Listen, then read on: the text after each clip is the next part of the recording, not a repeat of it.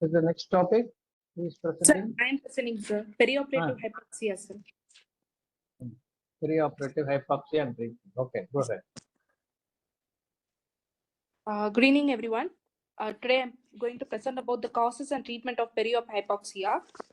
Hypoxia means that there is reduction in oxygen level in the tissues. There are 4 types of hypoxia. Anemic hypoxia due to low hemoglobin, hypoxic hypoxia due to insufficient oxygen reaching the blood, histotoxic hypoxia due to the inability of the tissue to utilize oxygen, and stagnant hypoxia due to cardiogenic shock or heart failure. Hypoxia undetectable can lead to life-threatening complication. Undetected can lead to life-threatening complication. The causes of hypoxia can be perioperative, intraoperative, and postoperative. Pre-op causes, it can be due to a pre-existing cardiopulmonary disease like COPD, chronic bronchitis. Trauma leading to atelectasis due to immobilization or shunting can lead to hypoxia. Old age, obesity, and severe anemia, which is seen in worst emergencies, can also lead to hypoxia. Restriction of the respiratory movements by abdominal binders or burns can lead to hypoxia. Intraoperative causes.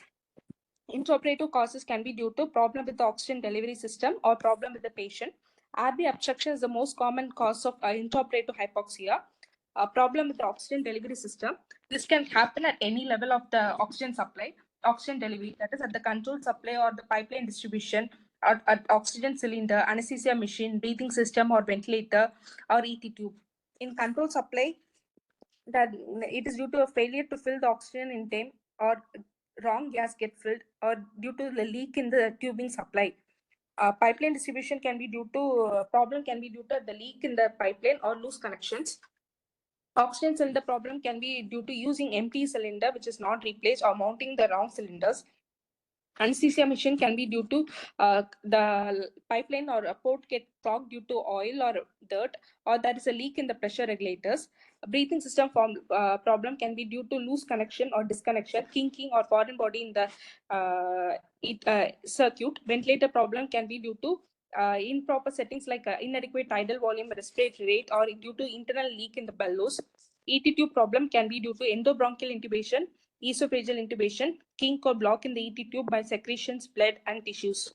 So problem with the patient can be due to hypoventilation due to narcotics or inhalational agents, or inadequate minute ventilation due to low flows, increased airway resistance due to endobronchial intubation, bronchospasm, endotracheal tube obstruction, decrease in FRC, which is commonly seen in obese patients, pneumoperitoneum, or in abnormal head position. Atelectasis can be due to absorption atelectasis, which is seen in high FiO2, and pneumothorax can be due to barotrauma or CPP insertion. Diffusion hypoxia can also be seen in elderly, and biting of the ET tube can also cause hypoxia.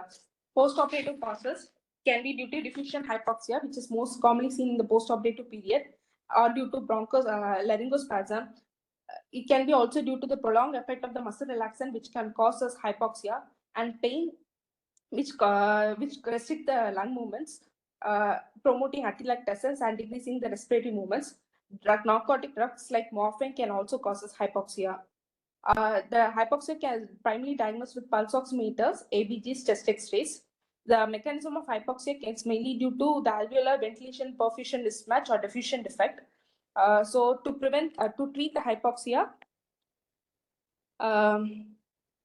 first, we should, if the saturation is less than 94%, we should assume it is hypoxia until proven, and we should give high flow of oxygen and hand ventilate with large tidal volumes. Then we should check the saturation probe. If the waveform is good, then we should check if there is a problem with the patient or equipment. If the waveform is not good, then we should reposition the patient, reposition the probe on the patient. So probe on the problem on the patients and equipment can be of 2 types. If the equipment problem, we should check the oxygen supply, concentrator, cylinder, breathing circuit disconnection or kinking, any obstruction, and we should eliminate the circuit and using a self-inflating bag to hand ventilator. With the patient problem can be due to airway, breathing, circulation, or drug effects. For airway problem, we should chin lift and jaw thrust using a mask and reposition the LMA if there is a LMA placed. Check the position of the endotracheal tube if it is endobronchial or esophageal, and if in doubt, take the LMA or ET tube out, and we should treat laryngospasm or bronchospasm if present. Breathing, we should check if there is adequate respiratory rate, tidal volume, and check the EtCO2, auscultate both lungs, and if there is any bronchospasm, use bronchodilators like salbutamol or pneumothorax. If there is a pneumothorax, consider chest drain. For circulation, we should check the pulse, BP, ECG, and blood loss, dehydration, fluid loss we should assess, as it can lead to hypoxia. Consider IV fluid placement, and drug effects like opioids and sedatives can also lead to hypoxia. We should correct if there is any like heavy dosage is being influenced, or if there is a high spinal given. Thank you, sir. That's a fairly easy question to answer. Yes. Covered most of the points. So just straight away go for